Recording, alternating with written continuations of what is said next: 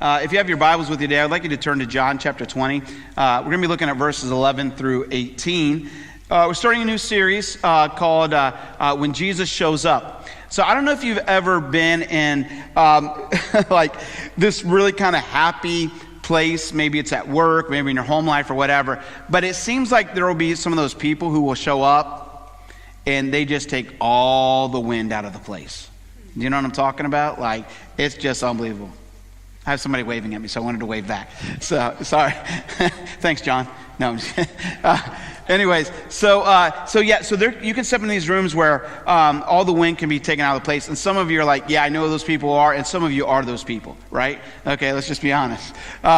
And so, everything can be going great at work and everyone's kind of celebrating. And then somebody else just comes in and they just want to blow the whole thing up, because of what's going on or something they're upset about. And that can happen. For those of you who are parents, you know that as a family, you can be having this awesome, amazing time where you're just playing games and stuff and hanging out. And then one of your kids decides, like, that's enough fun. We're just going to mess this place up, And so they just drop this bomb on you about how disgusted they are with everything, and it just kind of ruins the whole atmosphere. But I want to change that to more of a positive note, because there are times when you are immensely, like, maybe either depressed, or there are times when just things are just kind of like monotonous or just kind of boring and whatever. And those can be social events, those can be places at work, or those can be schools. But then all of a sudden somebody shows up, and man, they just add life to the room. You know what I mean? Like, they're the life of the party, and things get exciting from that moment on. I often said, like, even when I was in school, going through some of the school day, like, I was like, because I just wasn't that great in my studies. But it would just be like, oh, this is so boring. And then all of a sudden, one kid would come in, and I'm like, yeah, they're going to mess this up, and we're going to have some fun now. So it wasn't fun for the teachers, fun for the students, okay? But you just knew that they were going to liven things up. And then there's those times in my life when there's certain people who, when they come in the room, you just really get excited to see them, because they're just so positive, they're so loving, and so they can just really change the room. And what I was thinking about like all these disciples who had all these experiences with Jesus. And man, it was interesting when you look at the life of Jesus, how when he enters a room, the temperature changes. It was like those people who have felt down and out, never felt cared for, Jesus enters the room and makes them feel valued. And I love that approach. There are others who felt like they could never come to God, or they're not loved by other people, and Jesus steps into the room and all of a sudden they feel loved. So what we're going to be looking at is basically this time when Jesus has now, he's died. The resurrection has happened. He's no longer dead, but he's coming back alive. And all of a sudden, he's stepping into all these various places of these disciples and these believers. And when he steps in the room, it changes things enough that they have to get out and they have to tell people this message, right? So anyway, so we're going to be doing this message for the next several weeks. And today we're going to be looking at a subject called clingy Christianity. And I have to tell you, I have these special moments as a dad where I'm often drawn back to these moments with my kids. And the thing about my kids is what I've learned now, my kids do not like me to use their names. All right? So I will refrain from using their names. I may refer to boys and girls along the way. And if I slip up, just don't tell them. All right? Okay? But here's my one son, he used to, like, I can't remember how old he was, maybe 3, maybe younger than that, but he would sit at the table, and as things were being kind of like laughing and joking, all of a sudden he would go. And then we'd look at him like, what's going on? And then he would start to laugh, but then he would do it again. Like, as soon as you started laughing, he would call it mean yooks. Mean looks is what it was, be mean yooks to him, and he would do that. And so I've created that memory in my head where I remember back to that, There are things that happen in the church that I hold on to that my kids did. So early on in Vacation Bible School, my girls were part of the groups that did cheerleading, and they did this, I'm going to try to do it for you, okay? So bear with me. It didn't go well first service, all right? But they went something like this: hip, hop, Jesus rocks, let me see that left foot drop. Boom. Shake it out, shake it out. Boom. Shake it out, shake it out. So now listen, that's about as the most charismatic you're ever going to see me get, okay? Yeah, I'll probably even be sore tomorrow, okay? But But we have that thing on video, and it still makes me laugh because they're just so happy talking about how Jesus rocks, you know. So I love that moment. I also had my one daughter. She loved to sing, but she would like start to sing songs, and then just add another song in. So we have this video, and she's singing. She goes, jingle bells, jingle all the way. Old MacDonald had a cow, E-I-E-I-O. And so I don't know where that came from, but that's her thing. So I love looking at that. But one of my most precious moments is my one daughter. She would like climb on Dad's lap, and I don't know if this is going to be as meaningful as to you as it is to me, but she would climb on my lap, and she would have her thumb in her mouth, and then I would always put my arms around her like this, you know, and so then what I would do is I didn't know this at first, but I remember yawning one time, and I just kind of, you know, put my hands up, and my daughter took her thumb out of her mouth and took my hands and just wrapped him right around there. You know what I mean? So yeah, you get it, right? There's that awe moment, right? Yeah. So when I found that out, then I just started doing it more. You know what I mean? I would take my hands off, and she would take them back. I mean, and it was so cool and so precious. And so the other day, now that, you know, I was almost going to say her age, but that would give it away. All right. So she's much older now. All right. And I said, hey, can we reenact that? You know, and she's like, Dad, are you kidding me? You know, and I'm like, and it kills me because I so bad want to go back to those moments, right? Like, I know that they're going to grow up, and I know that they're going to be out on their own, and I know that they're going to leave us. But man, I so much want to get back to that place where I can just put my arms around them, and where my daughter, she would just cling for that moment. You know what I mean? She wanted my arms around her. It made her feel secure. It made her feel loved. Like, that's what she wanted. And then as a father, now, like, I want to cling back to those moments, right? I want to go back to that day where I have my arms around her, and you know, and nowadays I'll take anything I get, even if you look at me without, you know, a bad look. I love that. You know, I'm like, wow, that was a wonderful moment we just had, you know, or, you know, and even if they respond with a yes, I'm like, are you kidding me? They just talked. This is fantastic, you know. So I live for those moments. But as I was looking at this passages that we're getting into, you have to think about what the disciples were going through. I mean, they had just seen Jesus brutally beaten and then put on a cross, and then they saw him die. And the disciples that we read that were just like kind of hiding out in a room. And I can't even imagine what they were processing. You know what I mean? Because I'm sure there was a lot of confusion. I'm sure there was a lot of doubt, frustration. We know that they were afraid. We know they didn't know how to move forward. We know that Peter, I mean, the guilt that he must have been feeling, he said he would never deny Christ. When Jesus told him, you're going to deny me 3 times, he said, I'll never do that. And he denied him 3 times. And as we read, Jesus looked right at him. You know what I mean? That kind of guilt you would have felt in that moment. And I'm sure all the disciples remembered all those times when Jesus would step into a room and he would love them, and how great it was. They had crowds following them, and they saw him heal people, and they saw him meet with the needs of people. They saw all those things going on, and now he's gone. And I'm sure that they wish they could cling back to those moments early on that were now taken from them. We're going to read this basic historical account today. And it's about a woman named Mary Magdalene, who, again, we'll remind you again, but she had 7 demons in her at one time. And she had an encounter with Jesus that totally set her free. And now she's coming to an empty tomb, and there comes a moment where she's just wanting to cling to something.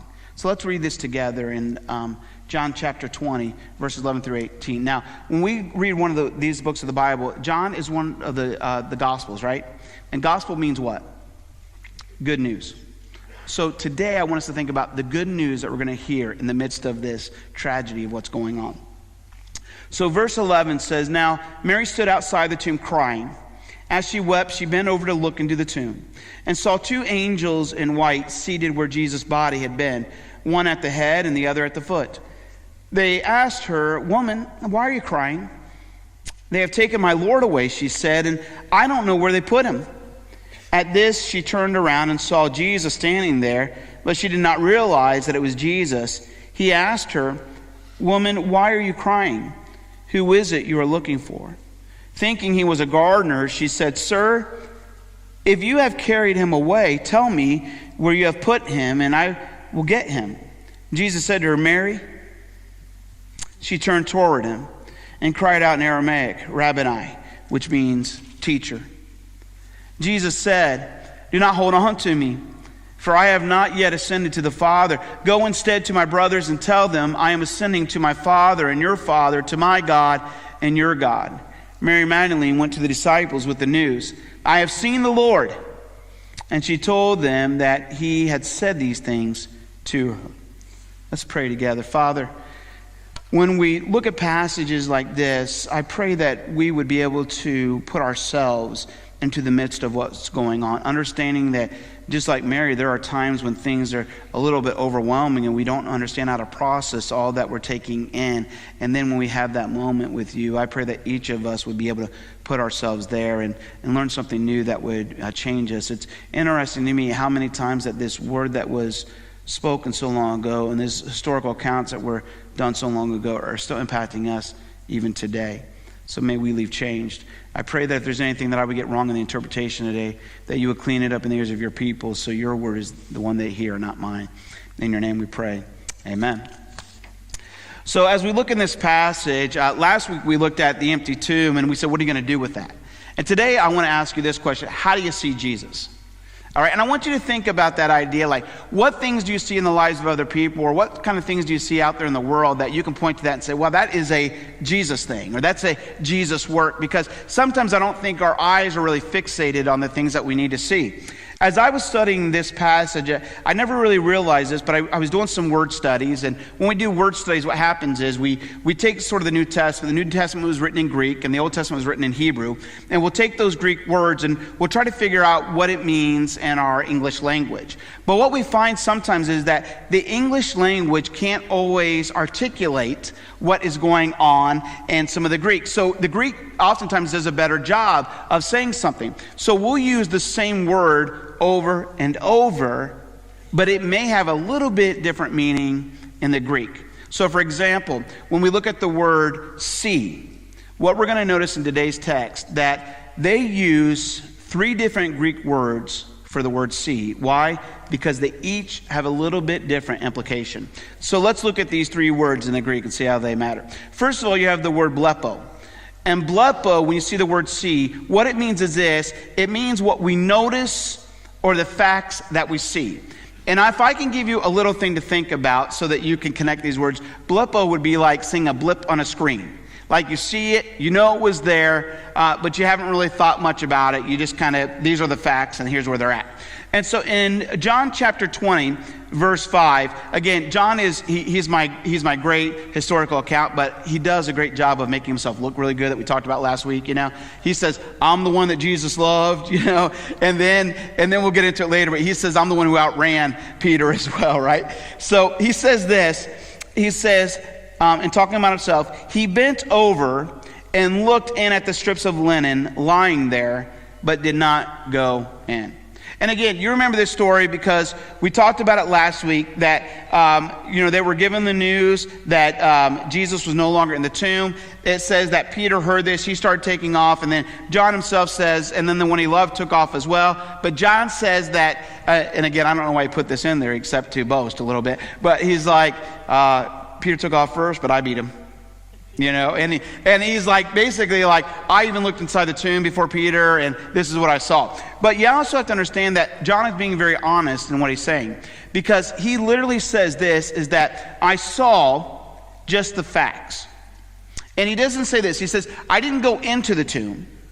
I stayed on the outside, and here's the things that I noticed. And the things that I noticed were that Jesus' linens were there, and that his body was gone. And so those are the facts. Those are what he can definitely see. And there are times, by the way, and I want to be honest with this church, that there are times when you and I will simply see the facts about Christianity. And listen, all of us are coming to church today from different places and phases in life. Some of you haven't been part of the church long. You don't know the scriptures that much, and you want to dig into it. But some of you will just notice some of the facts. You'll see some people that are like very happy and love their life, and they love Jesus. And you'll take note of that, and you'll say, wow, those people are happy. There's something different about them. But then you'll spend enough time with us and you'll always like, oh, sometimes they can get angry, right? Sometimes those people are not everything they say they are. Like, you can see those sort of moments. And so you just make these statements. When you come into a church, you'll notice certain things right away. You know, people sing songs. They take up offerings. They sit at times and then they stand at other times and they listen to this person speak. So you'll just make those sort of observations. And as we're going through the text, you'll make certain observations about Christianity or about Jesus himself. Jesus seems very loving. Jesus is getting on these people. You sort of make those quick facts, and here's what you notice. But then you come to this second word in the Greek, and these are in the verses previous. But then there's the word theoreo, which means this, and we're going to see this in verses 6 and 7. It is talking about what we observe or what we perceive. So in other words, there's a little bit more study that goes into it. Now let me give you a way to remember this word. Our word theater comes from theoreo. All right? And if you know that if you're in a theater, you will sit there and you will take everything in, and even though you're trying to figure out the storyline, you may not come to a conclusion about it yet.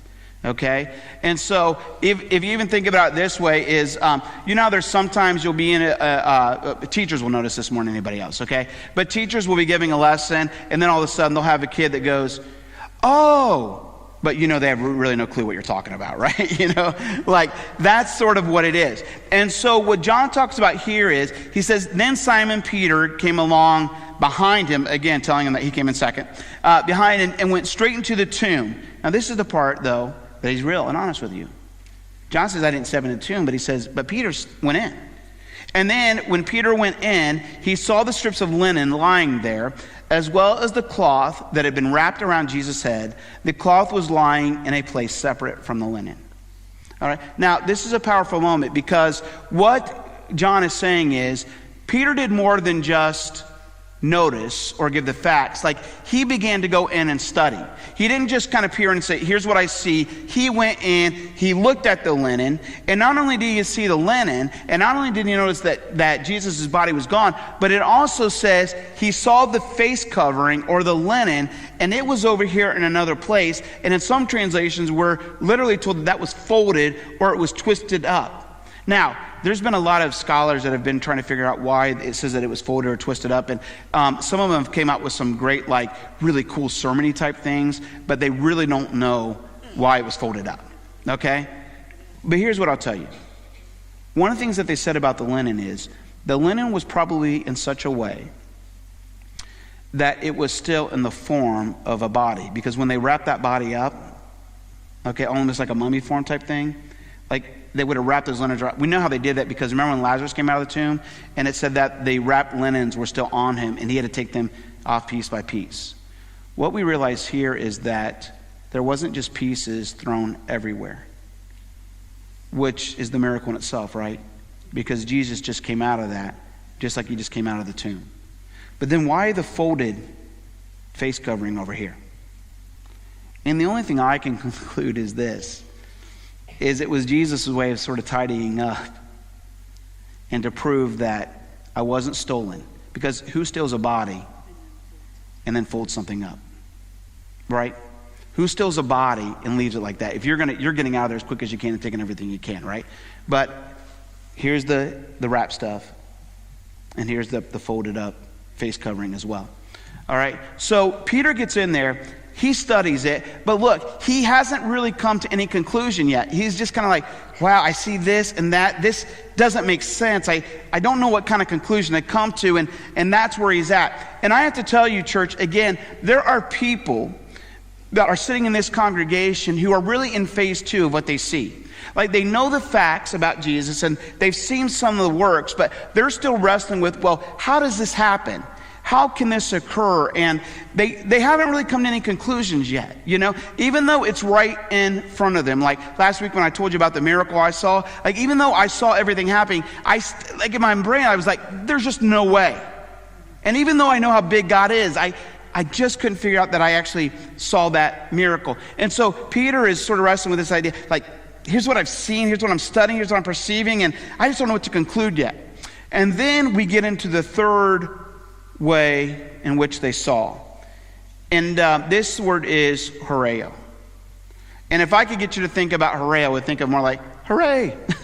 All right? It's just this moment when we see and we understand and we're able to conclude what really happened.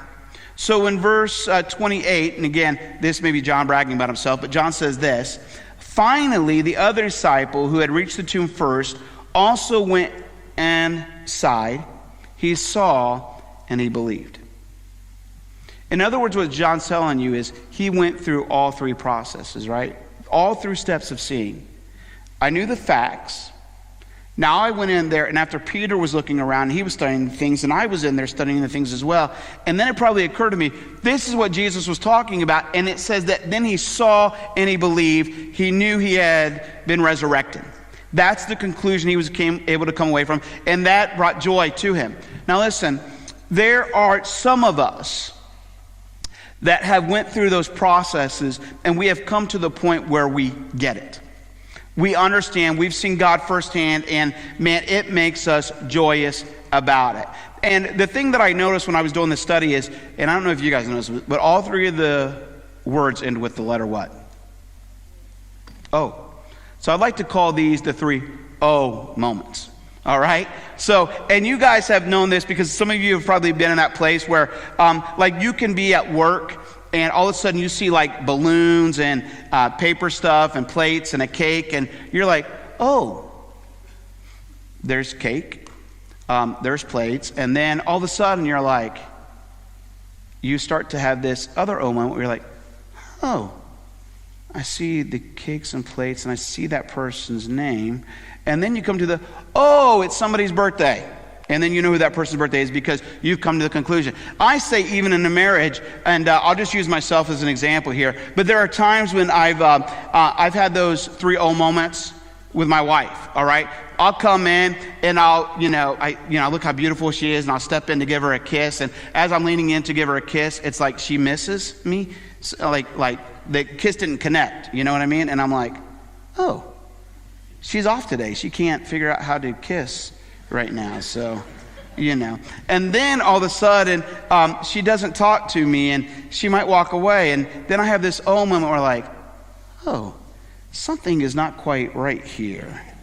I feel like she might be upset with me, and so I start to think about why she might be upset with me, and then I have the, oh, I forgot to do this. And then I run out of the house because, I'm afraid to deal with all that, right? So we understand those 3 O moments. Mary Magdalene, when we're reading the story, she's having those 3 kind of O moments that we talk about. So if you go all the way back to verse 2, which we didn't do in our initial reading, right away we see the word blempo used again. And it means this, it's that she noticed that the stone was rolled away and Jesus was gone. So John 21-12 says, early on the first day of the week, while it was still dark, Mary Magdalene went to the tomb and saw the stone that had been removed from the entrance. So she came running to Simon Peter and the other disciple, the one Jesus loved, and said, they have taken the Lord out of the tomb, and we don't know where they have put him. So what Mary is doing is Mary is right away recognizing the facts. And what she recognized right away is that the tomb is empty, the linen are there, Jesus is no longer there, and she sort of almost makes me somebody's taking his body, basically. So she is just listing what she knows to be truth. And church, listen, it's okay for you and I to do that. It's okay for you and I to notice, like, these are the things that we notice and what's going on. And I love what Mary does, because what Mary does with these things that she's just learned, she takes them to Peter and John and says, here's what I found. Here's what I've seen. Here's what I've noticed. Here are the facts. And because she told those facts, watch what happens. The disciples then run towards the tomb to kind of figure things out on their own. It's important that maybe you and I don't necessarily understand all the things about God, but it's okay if you and I point out the facts and the things that we've seen. I was just watching a video from the guy that did a case for Christ, and he talks about how he was trying to disprove the Bible. and he decided to do it from a intellectual kind of journalistic approach. And he said, here's where all the facts that he was seeing. And he had to list those facts. He noticed a change in his wife. He noticed a change in the people he knew that had found Jesus. And he just saw all those things happening. But he thought they were being brainwashed. So he went in to try to mess everything up and say, this is not true. But he decided to go in there with the right approach. And it's okay for you and I to sort of state, here's what we see. Because this is what it pushed her to next. Because then we've got the word theoreo, which again is the word for what we perceive, what we observe and what we perceive. So when we look at this text and we look at verses 11 through 15, I want you to watch what's happening now. So it says, now Mary stood outside the tomb crying. As she wept, she bent over to look into the tomb and saw two angels in white seated where Jesus' body had been, one at the head and the other at the foot. They asked her, woman, why are you crying?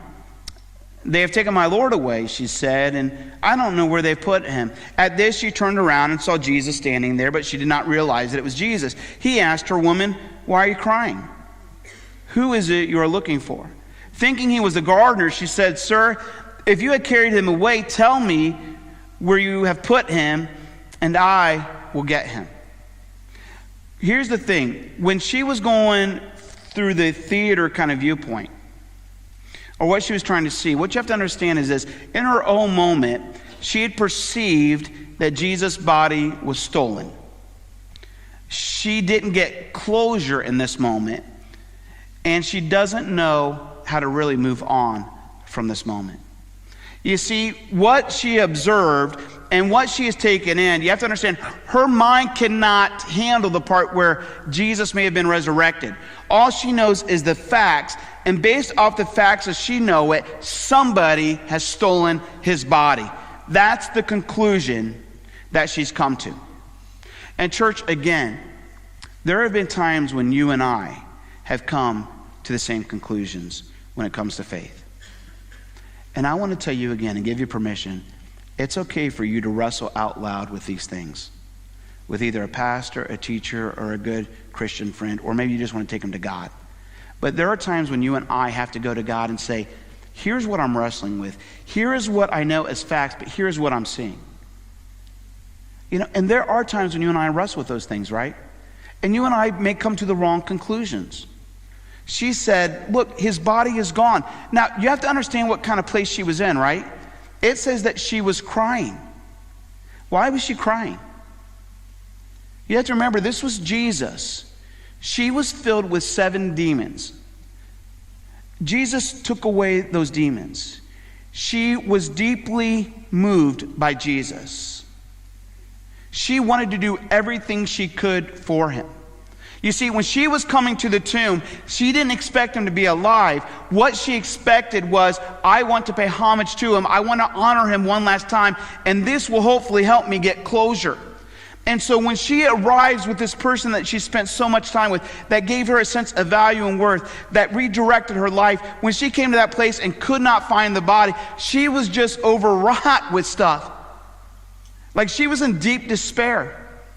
And she was crying. And the angel said to her, why are you crying, woman? And it wasn't like they were getting on her, but what they were trying to do was identify with their grief for a moment. Why are you so sad? And she said, basically, because I came here to honor him one last time, and he's not there. They've taken the body. And that is just messing with me, because where's my hope now? Why can't I put one last thing on him, touch him one last time, put some spices around his body? Why can't I do that one last time?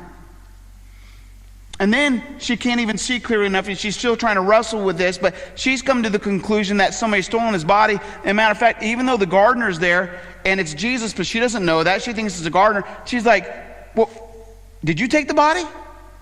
Like, tell me where the body is so that I can go and get him. By the way, I want you to think about this, all right? I don't know how much Jesus weighed, but let's say he weighed like 180, 200 pounds, okay? Just saying it. I don't know how much he weighed. We know that when they prepared his body, they brought over 75 pounds worth of spices. Almost 100 pounds, right? So that means the weight of Jesus now has to be anywhere from 100, you do the math, okay? 280 to 300 pounds, okay? Sorry. This is why Dad was like, I'm glad you're not an accountant and you went into ministry, okay? So let's say like 280 to 300 pounds. That's what his body would have weighed. And it would have been dead weight, right? But Mary says, tell me where the body is because I'm going to go get him. Well, she's as bad as John. You know, she thinks she's going to lift this body and take it out with her, right? You know, but she was so indebted to Jesus that what she's saying, just show me where the body is. I'll take care of him and I'll bring him back. Because I want to do this one last thing for him. So she is wrestling with this. And church, you and I, again, have to understand that there are some things that happen in our life that we have a hard time processing, right? We don't always understand that, like we understand the facts that I came to Jesus and I asked him to live in my life, but yet I'm still trying to figure out why I'm having problems in my marriage. You know, I came to Jesus and I'm still trying to figure out why the people around me are still suffering in addictions, because I've been praying about it and I've had my hope that God would take that away. Some of us as parents have been praying over and over again for our kids that have really just taken a bad path or a bad way in life, and we're struggling with that, and we have all kind of questions. And then I know that some people in our church have wrestled with diseases that are terminal. And you've prayed and prayed over and over again, and you've had faith in a God who would deliver you, and yet you can't understand why this hasn't been taken from you. And so you and I get that, what Mary is going through in this moment, like, I don't get it. And she's trying to process this. And what often happens is we'll come to the wrong conclusions, right? Mary came to the conclusion that his body was stolen. You and I might come to the conclusions that, well, maybe God doesn't value me as much as I thought. Maybe God doesn't exist. Some of us will think, well, maybe I've sinned too much in my life that God's just never going to free me from this. So we come to all these conclusions and we forget the grace of God and that he works in mysterious ways and even ways that you and I can't understand in order to bring people to faith. But those are the kind of things we wrestle with, and that's okay. Mary eventually has this kind of hooray moment, which she understands that Jesus overcame death. So Jesus said to her, Mary, that's it. He had already talked to her once, by the way. She didn't recognize the voice. But the way he said Mary, and the fact that he said Mary, made all the difference. Why? Because she didn't know who this gardener was, right? So there's no way that gardener knew her name. And all of a sudden when she said Mary, it was the way that Jesus always said Mary. She heard, she turned toward him and cried out in Aramaic, Rabboni, which is like this great phrase that you could give somebody. It means teacher. And instantly the mood and the thing changed. It's interesting to me how I've had the privilege, and many of you may not think this is a privilege, but and I don't like death, but I have an opportunity to sit with families and in the midst of their grief, and you try to help them kind of reckon with that grief. And then it's amazing to me when you're working with believers because they just come to a different place and point. But when you're working with people, what they'll do is they'll kind of have an oh moment where here's the facts. Like, this was my dad, this was my brother, this was my mom, this was my daughter. They'll kind of say one of those things. And then they'll say, this is how they died. This is what they have left. Here's what they believed. And they'll just kind of state the facts. But then as you start to get with them, they'll kind of have this oh moment where it's like, this is kind of the way they live their life, and here's the reason why I think they live their life. And some of them will even go back to some childhood things and say, I think the reason why they were this way is because of this moment in their childhood, or because of this moment in their marriage, or because how we were as kids. And they'll kind of come to sort of those conclusions, right? But they'll always have those questions. Even some people wrestle with, well, why did they die? Why did this have to happen?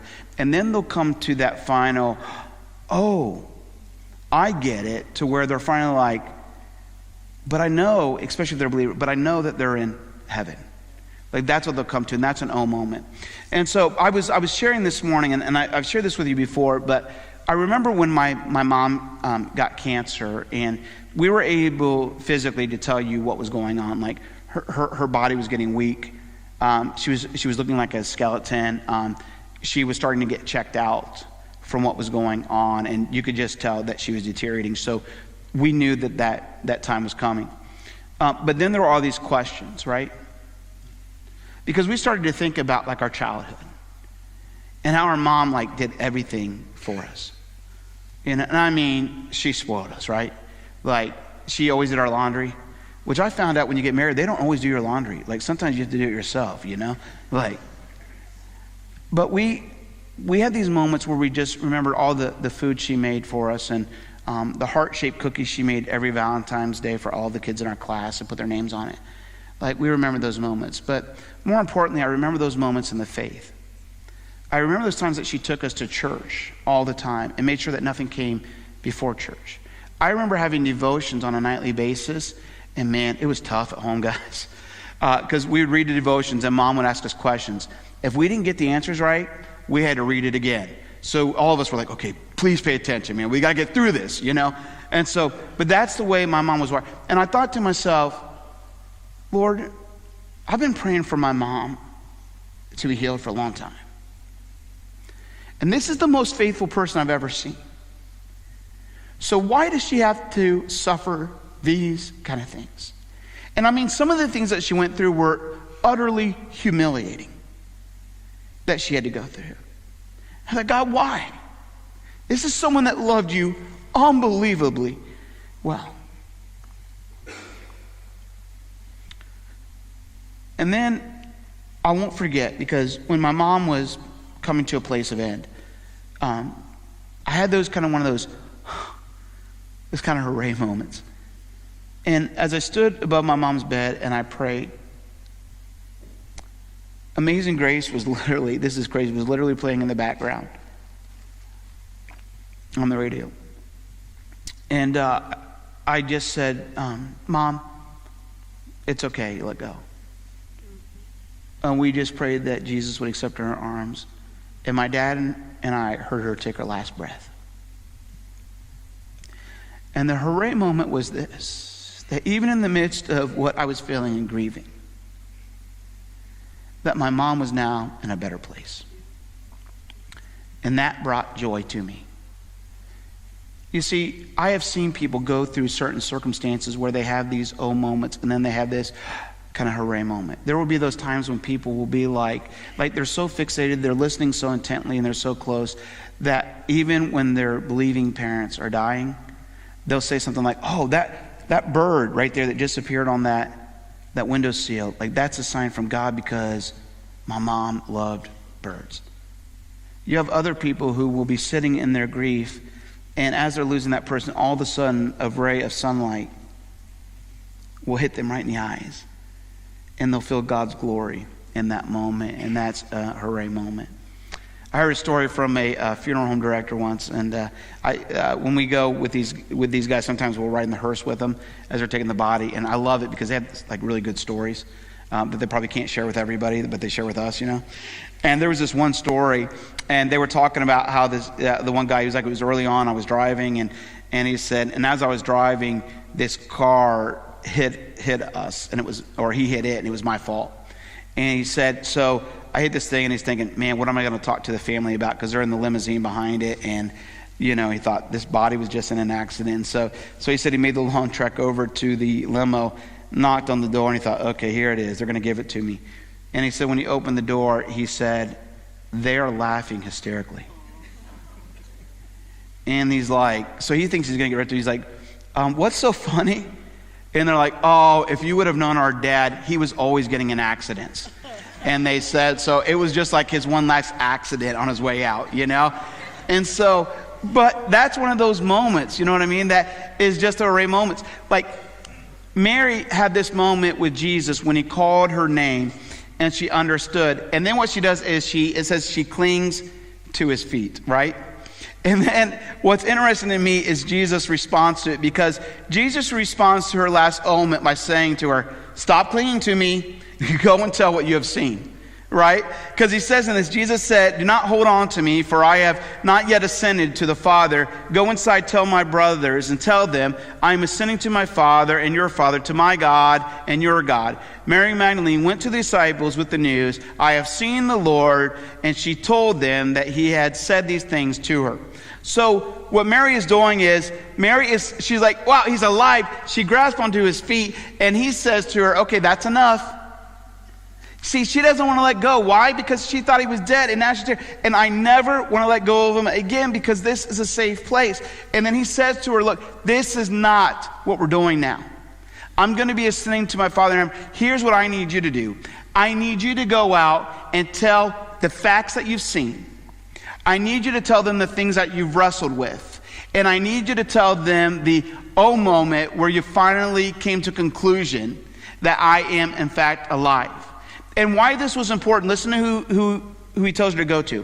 He says, I want you to go to my brothers. In other words, I want you to go to those other believers, those disciples. Why? Because those disciples are sitting in a room and they are scared to death and they don't know how to move on. It was important for Jesus to say, I need you to get the word to those people so that they can have a little bit of hope. And then he says this, which is very moving to me in one of the other Gospels. And specifically, I need you to go to Peter. I can't imagine the amount of guilt Peter felt, right? When Jesus told him, you're going to deny me 3 times, he said, I will not do that. And then he does, and it says Jesus is looking right at him. Can you imagine the guilt and the pressure you must have felt? It would have been overwhelming, maybe to the place of even thinking about taking your life, like Judas did. And Jesus says, Mary, it's important that you go to Peter specifically, because I need him to handle this. I need to wrestle this so that he can have a new hope. You see, church, the reason I'm telling you this, and this is what I want you to understand, no matter what phase you're in as far as seeing faith or as far as seeing Jesus, you need to go and tell other people. You know why? Because they need hope. There are people that are wrestling in their marriages because they're falling apart. There are some people who just feel like they've drifted so far apart they don't know how to get it back together and think that there is no hope in it. For those of you that have survived those situations or have been through those situations and came out ahead on top, people need to hear your story so that they can know that there is hope. There have been people out there that have been through, and some of you in this room have been through severe addictions. And you came to a place where you asked Jesus into your life and he cleared those addictions from you. There are people in our world that are going through those addictions right now, and they need somebody to give them hope that you can make it through this. There are people that are dying because of diseases. And some of you have experienced that sort of pain in your life. Some of you have seen family members. People need to hear your story so they can be provided a sense of hope. The most meaningful thing, and I'll end with this, the most meaningful thing that happened to me last week was after we were done with all of our services and we had, the 16 salvations. What was incredible to me is a girl by the name of Chrissy Carwell. She came right up to me after service and she said, Pastor Chuck, it's been 3 years. Now, some of you have no idea who that person is. Some of you have no idea what 3 years means. It means something to me because 3 years ago, we brought in a speaker by the name of Stan Stever. And it was probably the most different Easter we've ever had. And before we had the service, I got a lot of flack for it, honestly. Because they were like, how could you give up? I even had to the pastor say, how could you give up your Easter service and give it to somebody else? But that man came and gave a testimony where he had been in prison and he had killed somebody.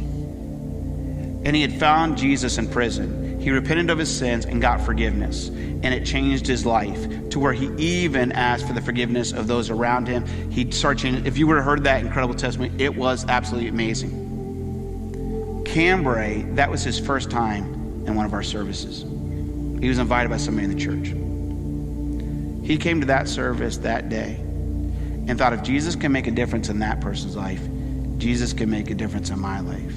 And Cambray had been in prison himself. Cambray found Jesus 3 years ago, last week. Now, here's the even cooler part. That next year, Cambray gave his testimony with his baptism. and somebody else that had been in prison with Cambray was sitting in the audience. And they gave their heart to Jesus that day as well, because they thought, if Jesus can make a difference in Cambray's life, Jesus can make a difference in my life. Church, that's why it's important that no matter how you see Jesus, you go and tell others. Let's stand today.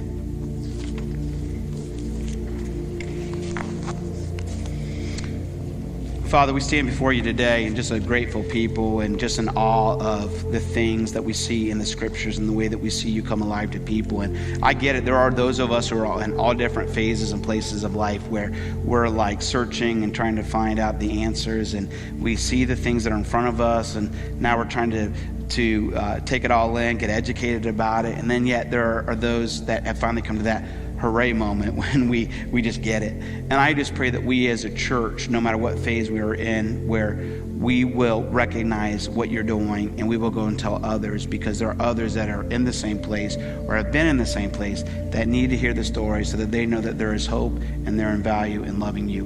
May you help us today be able to generate those stories. And for some of us that would be uncomfortable, but it's okay, because you're going to use different ones to meet different people. There's all these stories in here are different. No story's alike, but our world is full of so many different people with so many different stories. So hopefully ours will resonate with the one that will come to know you. Father, thank you for loving us. Give us a great day. In your name we pray. Amen. Hey, so church, enjoy God's creation tomorrow, and we'll see you again next week.